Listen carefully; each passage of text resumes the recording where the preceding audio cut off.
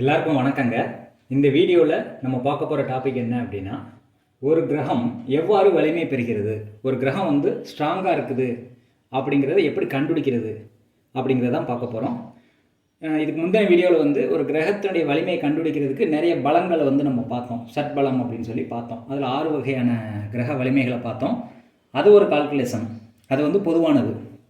இதில் வந்து ஒரு கிரகம் வந்து 2-3 கிரகங்களோடு சேருது அப்படின்னா இதில் அந்த கிரகத்தினுடைய பலம் எப்படி இருக்குது அப்படிங்கிறத கண்டுபிடிக்கிறது தான் இதில் பார்க்க போகிறோம். இப்போ ஃபஸ்ட்டு பாயிண்டில் பார்த்தீங்கன்னா சனி, சூரியன், ராகு 3 கிரகங்கள் வந்து சேர்ந்துருக்குதுங்க. இதில் வந்து எந்த கிரகம் வலிமையாக இருக்குது அப்படிங்கிறத கண்டுபிடிக்கணும். ஒன்றொன்னா பார்ப்போம். இதில் இப்போ சூரியன் வந்து பலமாக இருக்கா அப்படிங்கிறத எப்படி கண்டுபிடிக்கிறது? இப்போ ஃபார் எக்ஸாம்பிள் வந்து சனி, சூரியன், ராகு இருக்குது. இதில் சூரியன் வந்து பலம் பெற்றிருக்குதா, பலம் இழந்திருக்குதா அப்படிங்கிறத கண்டுபிடிக்கணும். எப்படி கண்டுபிடிக்கிறது அப்படின்னு பார்க்கும்போது, சூரியனுக்கு முன்னாடி பின்னாடி பார்த்தீங்க அப்படின்னா சூரியனுக்கு பகை கிரகங்கள் இருக்குது. அதாவது வந்து சனியும் சூரியனுக்கு பகை, ராகுவும் சூரியனுக்கு பகை. ஆனால் இதை வேறு மாதிரி நீங்கள் பார்த்தீங்க அப்படின்னா சனியும் ராகுவும் பார்த்தீங்கன்னா நட்பு கிரகங்கள். சனியும் ராகுவும் பார்த்தீங்கன்னா நட்பு, சனியும் ராகுவும் நட்பு. எனவே சூரியன் பலம் பெறும். இதை வேறு மாதிரி சொல்லணும் அப்படின்னா, இப்போ நீங்கள் வந்து ஒரு கம்பெனியில் வேலை பார்க்குறீங்க. உங்கள் 2 முதலாளியும் வந்து உங்களுக்கு எதிரிகள் தான், ஆனால் அவங்க 2 பேர் வந்து நல்லவங்க அப்படி வச்சுக்கலாமே. உங்களுக்கு வந்து உங்கள் 2 பேரையும் பிடிக்காது, 2 பேருக்கும் எதிரி. இப்போ நீங்கள் ஒரு ஆள் இருக்கீங்க, வேலை பார்க்குறீங்க ஒரு கம்பெனியில். உங்களுக்கு இருக்கக்கூடிய முதலாளிகள் 2 பேரையுமே உங்களுக்கு பிடிக்காது, ஆனால் 2 பேருமே நல்லவங்க. அவங்க 2 பேர் வந்து ஃப்ரெண்ட்ஸாக இருந்தாங்க அப்படின்னா அவங்களால உங்களுக்கு வந்து நன்மை தான் நடக்கும். ஆனால் உங்களுக்கு வந்து அவங்கள பிடிக்காது அப்படிங்கிற மாதிரி நம்ம எடுத்துக்கணும். அப்போ இதில் வந்து சூரியன் வந்து நற்பலன்கள், சூரியன் வந்து பலம் பெறுது அப்படின்னு தான் இங்கே எடுத்துக்கணும்.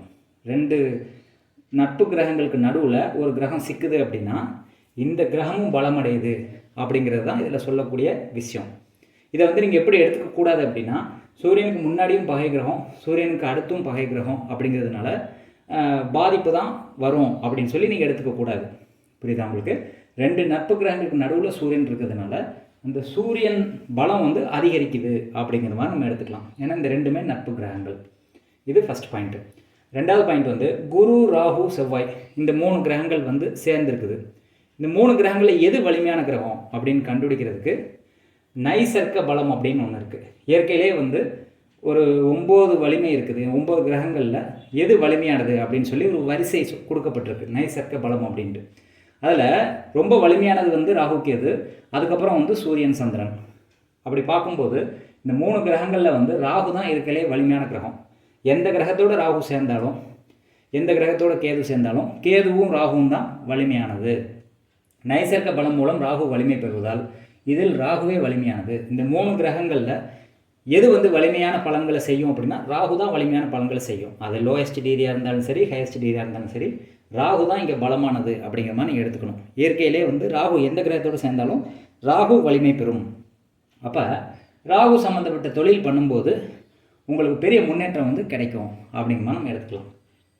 இது 2வது பாயிண்ட். 3வது பாயிண்ட் வந்து ஒரு கிரகத்தை வந்து டிகிரி வைஸாக அடுக்கிறோன்னு வச்சுக்கோங்களேன். ஒரே ராசியில் 3 கிரகங்கள் இருக்குது. சுக்கிரன் ஃபஸ்ட்டு இருக்குது, சந்திரன் 2வது இருக்குது, சூரியன் 3வது இருக்குது. இதை பாகை முறையில் அடுக்கிறோம். பாகை முறையில் சூரியன் அதிக பாகை பெறுவதால் சூரியன் வலிமையானது. ஒரு கிரகத்துடைய வலிமை தீர்மானிக்கிறதுக்கு பாகையும் யூஸ் ஆகுது, டிகிரியும் யூஸ் ஆகுது. ஒரே ராசியில் 3 கிரகம் இருக்குன்னா அதில் எது ஸ்ட்ராங்காக இருக்குது அப்படின்னு பார்த்தா அதை வந்து வரிசைப்படுத்துகிறோம். அதில் எது அதிக டிகிரியில் இருக்கோ அந்த கிரகம் வந்து வலிமை பெறுது அப்படின்னு சொல்லி எடுத்துக்கிறோம். ஃபஸ்ட்டு பார்த்தீங்கன்னா 2 கிரகங்களுக்கு நடுவில் சிக்கின ஒரு கிரகம் வந்து வீக்காகதா ஸ்ட்ராங்காகதா அப்படின்னு சொல்லி பார்த்தோம். 2வது வந்து ராகுவோ கேதுவோடையோ எந்த கிரகம் சேர்ந்தாலும் ராகு, கேது தான் வலிமையானது அப்படிங்கிற மாதிரி எடுத்துக்கணும். Second point.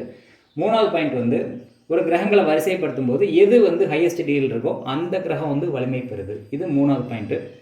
4வது பாயிண்ட் வந்து ஒரு கிரகத்தை வந்து வரிசைப்படுத்துகிறோம். வரிசைப்படுத்தும் போது இப்போ இதில் பார்த்திங்கன்னா செவ்வாய், சனி, குரு வக்கரமாக இருக்குது, அதுக்கப்புறம் வந்து சந்திரன் இருக்குது. இப்படி ஒரு வரிசை இருக்குது. இதில் குரு வக்ரம் பெற்றிருக்கு, சனி வந்து நார்மலாக இருக்குது. அப்போ எப்பயுமே ஒரு வக்ரம் பெற்ற கிரகம் வந்து அதுக்கு முந்தின கிரகத்தை வந்து தொடும், பின்னோக்கி போகும். இப்போ சப்போஸ் வந்து செவ்வாய், சனி வந்து முந்தின ராசியில் இருக்குது, குரு சந்திரன் ஒரு ராசியில் இருக்குது. இப்போ உதாரணத்துக்கு குருவும் சந்திரனும் வந்து ரிஷப ராசியில் இருக்குது, செவ்வாயும் சனியும் மேச ராசியில் இருக்குதுன்னு வச்சுக்கோமே. இது எங்கே போகும் அப்படின்னா குரு வக்கரம் வந்து அதுக்கு முந்தின ராசிக்கு போகும். சனி வந்து மேச ராசியில் இருக்குது, குரு வந்து ரிஷப ராசியில் இருக்குன்னா குரு வக்கரமாக இருக்கிறதுனால இது போய் சனியை தொடும், ரிவர்ஸில் போகும். அப்போ சனியும் வந்து குருவுக்கு நட்பு கிரகங்கிறதுனால பெரிய பாதிப்பை வந்து இங்கே நடக்காது, பெரிய பாதிப்பு உண்டாகாது. ஆனால் இதில் வலிமை பெற்ற கிரகம் எது, வரிசைப்படுத்தி பார்க்கும்போது எது வலிமை பெற்ற கிரகம் அப்படின்னா குரு தான் வலிமை பெற்ற கிரகம். ஏன் அப்படின்னா எப்பயுமே ஒரு வக்கர கிரகம் வந்து நார்மல் கிரகத்தோடு சேரும்போது நார்மல் கிரகம் வந்து பலமளந்து நிற்கும், வக்கர கிரகம் வந்து வலிமையாக இருக்கும். அப்போ எந்த ஒரு வக்கர கிரகம்னாலும் அது கூட வேறு ஏதோ ஒரு கிரகத்து கூட சேருது அப்படின்னா ரிவர்ஸில் தான் அது போய் டச் பண்ணும். இப்போ இது நட்பு கிரகங்கிறதுனால குரு வலிமையானாலும் ஒன்றும் பாதிப்பு கொடுக்கறது இல்லை. இப்போ இதுவே வந்து குரு வக்கரமாகி ஒரு சுக்கிரனை போய் தொடுதுன்னு வச்சுக்கோங்களேன். குரு வக்கரமாக இருக்குது, அதுக்கு முந்தின ராசியில் சுக்கிரன் இருக்குது. குரு வக்கரம் போயிட்டு சுக்கிரன் போய் தொடுது அப்படின்னா இந்த குருனால சுக்கிரனுக்கு வந்து பாதிப்பு வரும் அப்படின்னு சொல்லலாம். ஏன்னா இங்கே வலிமையாக இருக்கிறது குரு தான் வக்கரமாக இருக்கிறதுனால அப்படின்னு வந்து நீங்கள் எடுத்துக்கணும். இங்கே வக்கரமாக இருந்து அதனுடைய நட்பு கிரகத்தை தொடுறதுனால சனிக்கு அது பாதிப்பு பெரிய லெவலில் கொடுக்காது. ஆனால் அதுவே பகை கிரகமாக இருக்கிற பட்சத்தில் குரு வந்து சுக்கிரனை தொடும்போது பாதிப்பு கொடுக்க காத்திருக்கு அப்படின்னு எடுத்துக்கலாம். இந்த ரெண்டில் வலிமையானதுன்னு பார்த்தீங்கன்னா குரு தான் வலிமையானது. எந்த கிரகம் வக்கரமானாலும் அதுதான் வலிமை பெறும். அடுத்து சனி வக்கரம் ப்ளஸ் கேது. ஒரு ராசியில் வந்து சனி வக்கரமாக இருக்குது, கேதுவோட சேர்ந்துருக்குது அப்படின்னா இதில் வந்து சனி வக்கரமாக இருக்கிறதுனால கேது வந்து சனியை பாதிக்கிறது இல்லை. எந்த ஒரு வக்கர கிரகத்தையும் ராகு கேது வந்து பாதிக்காது. அப்போ வந்து இந்த மாதிரி ஒரு காம்பினேஷன் வந்துச்சு அப்படின்னா தொழிலில் நல்ல முன்னேற்றம் கிடைக்கும் அப்படின்னு சொல்லலாம். உங்களுக்கு எந்த விதமான பாதிப்பும் வராதுன்னு சொல்லலாம். இதுவே நார்மல் சனி கேது அப்படின்னா தொழிலில் தடை ஏற்படும்.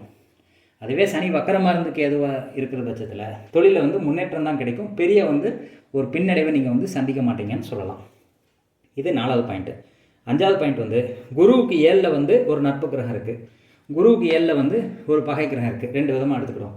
அப்போ குருவுக்கு 7ல் ஒரு நட்பு கிரகம் இருந்துச்சு அப்படின்னா குரு தான் செய்யக்கூடிய செயலை வந்து இன்னும் பலம் பெற்று செய்யும் அப்படின்னு சொல்லலாம். இப்போ நீங்கள் நல்லா வேலை செஞ்சிட்ருக்கீங்க, உங்கள் ஃப்ரெண்டு உங்களுக்கு ஹெல்ப் பண்ணுறாரு அப்படின்னா இன்னும் உங்களுக்கு நீங்கள் வந்து ஸ்ட்ராங்காக வைங்க, செயலை வந்து இன்னும் திறம்பட செய்யலாம். அதே மாதிரி குருவுக்கு 7ல் வந்து பகை கிரகம் இருக்குதுன்னு வச்சுக்கோங்களேன். இப்போ என்ன நடக்கும் அப்படின்னா தான் செயலில் வந்து செய்கிற செயலில் எதிரி வந்து தடுப்பான், ஏதாவது பாதிப்பை கொடுப்பான். நீங்கள் வியாபாரம் பண்ணுறீங்க, உங்களை வந்து தப்பாக பேசுவான், உங்களை பற்றி தப்பாக சொல்லுவான், வியாபாரத்தை கெடுப்பான். அந்த மாதிரி பண்ணும்போது வந்து உங்கள் பலம் வந்து குறைஞ்சு நீங்கள் பின்னடைவை சந்தித்து நல்ல பலனை கொடுக்காத நிலைமைக்கு வந்து நீங்கள் போயிடுவீங்க அப்படின்னு சொல்லலாம். அப்போ ஒரு கிரகத்தை வலிமையை தீர்மானிக்கிறதுக்கு இந்த 5 பாயிண்ட் வந்து ஞாபகம் வச்சுக்கணும்.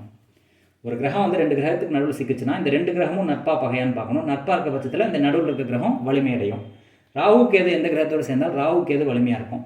3வது வந்து டிகிரி வைஸில் நடக்கும்போது எது ஹையஸ்ட் டிகிரியில் இருக்கோ அந்த கிரகம் பலம் பெறும். 4வது வந்து வக்கர கிரகத்தோட ஒரு ராகு கேது சேர்ந்தால் அது பெரிய பாதிப்பை கொடுக்காது. வக்கர கிரகம் நார்மல் கிரகத்தோடு சேரும்போது வக்கர கிரகத்தினுடைய கை வந்து மேலோங்கி இருக்கும், வக்கர கிரகம் தான் ஜெயிக்கும். கடைசியாக வந்து ஒரு கிரகத்துக்கு எதிராக இருக்கக்கூடிய இடம் 7வது இடத்துல வந்து நட்பு கிரகம் இருக்க பட்சத்தில் இந்த கிரகத்தினுடைய செயல்பாடு நல்ல செயல்பாடாக இருக்கும். ஒரு கிரகத்துக்கு 7வதுல வந்து ஒரு பகை கிரகம் இருக்குது அப்படின்னா இந்த கிரகம் செய்கிற செயலில் வந்து இடையூறுகள் பாதிப்புகள் சரியாக வந்து ஒரு செயலை நிறைவேற்ற முடியாத சூழல் வந்து ஏற்படும், பெரிய லெவலில் நன்மை செய்யாது இந்த கிரகம் அப்படிங்கிற மாதிரி நம்ம எடுத்துக்கலாம். இப்படி வந்து ஒரு கிரகம் வலிமையை அறியறதுக்கு இந்த 5 பாயிண்ட் வந்து உங்களுக்கு யூஸ்ஃபுல்லாக இருக்கும்னு சொல்லி நான் நம்புகிறேன். பாவகத்துக்கும் இது பொருந்தும். ஒரு பாவகம் இருக்குது, ஒரு மேசராசி இருக்குது, மேசராசிக்கு முந்தின ராசியில் ஒரு கிரகம் இருக்குது, மேசராசிக்கு அடுத்த ராசியில் ஒரு கிரகம் இருக்குது அப்படின்னா இதையும் இந்த கிரக சேர்க்கை மாதிரியே நீங்கள் எடுத்து பார்க்கலாம், அந்த வலிமையை வந்து பார்க்கலாம். இது பாவகத்துக்கும் பொருந்தும், கிரகத்துக்கும் பொருந்தும். அதனால் வந்து இந்த ஒரு கிரகம் வந்து எப்படி பலன் கொடுக்கும், நல்ல பலனை கொடுக்குமா கெட்ட பலனை கொடுக்குமா அப்படின்னு பார்க்குறதுக்கு நிறைய பேர் என்ன பார்க்குறாங்க அப்படின்னா கிரகம் ஆட்சி ஆயிடுச்சா உச்சமாயிடுச்சான்னு பார்க்குறாங்க. அதை மட்டும் பார்த்துட்டு விட்டுடுறாங்க. திக்பலம் அடைஞ்சிருச்சு, ஆட்சி அடைஞ்சிருச்சு, உச்சமாயிடுச்சு, பார்வை பார்த்துருச்சுன்னு சொல்லி அந்த கால்குலேஷனை மட்டும் நீங்கள் வந்து பார்த்தீங்கன்னா பலன் வந்து தப்பாக வரும். இதுதான் மெயினாக வந்து கிரகம் வலிமையை அறிகிறதுக்கு யூஸ் பண்ணக்கூடிய விஷயம். இப்போ அதுக்கு முன்னாடியும் பின்னாடியும் சனியும் ராகுவும் நட்பு கிரகங்கள் தானே, அதுக்கு நடுவில் இருக்கக்கூடிய கிரகம் வந்து வலிமை அடையும். இப்போ இங்கே சூரியன் வந்து நீசமாக இருந்தாலும் இந்த 2 கிரகம் வலிமையாக இருக்கிறதுனால சூரியன் வந்து வலுவடையும் அப்படின்னு சொல்லலாம். சூரியனே வந்து ரொம்ப மோசமான அமைப்பில் இருந்தாலும் இந்த 2 கிரகங்கள் வந்து சூரியனுடைய விஷயத்தை வந்து ஏற்றத்தை கொடுக்கும் அப்படின்னு நம்ம எடுத்துக்கலாம். இதே இது வந்து சூரியன் வந்து ஒரு உச்சமாக இருக்குது, அதுக்கு முன்னும் பின்னும் பார்த்தீங்கன்னா பகை கிரகங்கள் இருக்குது அப்படின்னா இங்கே சூரியன் உச்சமாக இருந்தும் யூஸ் இல்லை அப்படிங்கிற மாதிரி எடுத்துக்கலாம். இது எப்படின்னா சூரியன் உச்சமாக இருக்குது அப்படின்னா கவர்மெண்ட் பதவி கிடைக்கும், ஆனால் நீங்கள் வந்து அதில் டம்மியாக இருப்பீங்க, உங்களை எல்லாருமே வந்து வீழ்த்துறதுக்கு முயற்சி பண்ணுவாங்க, உங்களுக்கு நிம்மதி இருக்காது அப்படின்னு சொல்லலாம். அப்போ ஆட்சி, உச்சம், மூல திரிகோணம், திரிகோணம், கேந்திரம் இதை மட்டும் பார்க்குறது வந்து ஒரு நல்ல செயல்பாடாக தெரியல எனக்கு. இதுதான் வந்து ஒரு கிரகத்தினுடைய வலிமையை கண்டுபிடிக்கிறதுக்கு யூஸ் ஆகக்கூடிய விஷயங்கள். இந்த 5 பாயிண்ட்டை நீங்கள் ஃபாலோ பண்ணும்போது கண்டிப்பான முறையில் வந்து பலன்கள் வந்து எப்படி கொடுக்குதுங்கிறத நீங்கள் கண்டுபிடிக்க முடியும். வெறும் ஆட்சி பெற்றிருக்கு, உச்சம் பெற்றிருக்கு, நீசம் பெற்றிருக்குன்னு பலன் சொன்னால் தப்பாக வரும். அது எந்த நீசமாக இருந்தாலும் சரி, ஆட்சியாக இருந்தாலும் சரி, அதுக்கு முன்னாடி பின்னாடி என்ன கிரகம் இருக்குதுன்னு பார்க்கணும். இந்த கிரகம் வந்து ஹையஸ்ட் டிகிரியில் இருக்குதான்னு பார்க்கணும். ராகு கேது அது கூட சேர்ந்துருக்குதான்னு பார்க்கணும். வக்கர கிரகம் அது கூட சேர்ந்துருக்குதான்னு பார்க்கணும். அதுக்கு 7 என்ன கிரகம் இருக்குதுன்னு பார்க்கணும். இதை வச்சு தான் ஒரு கிரகத்தினுடைய வலிமை தீர்மானிக்கப்படுது. வெறும் ஆட்சி, உச்சம், கேந்திரத்தில் இருக்குங்கிறதுனால, திக்பலன் அடைஞ்சிருக்குங்கிறதுனால நல்ல பலன் கொடுக்கும்னு சொல்கிறது தப்பு. அதனால் வந்து இந்த பதிவு வந்து உங்களுக்கு யூஸ்ஃபுல்லாக இருக்கும்னு சொல்லி நான் நினைக்கிறேன். உங்கள் மேலான கருத்துக்களை கமெண்ட் செக்ஷனில் பதிவு பண்ணுங்கள். நன்றி, வணக்கம்.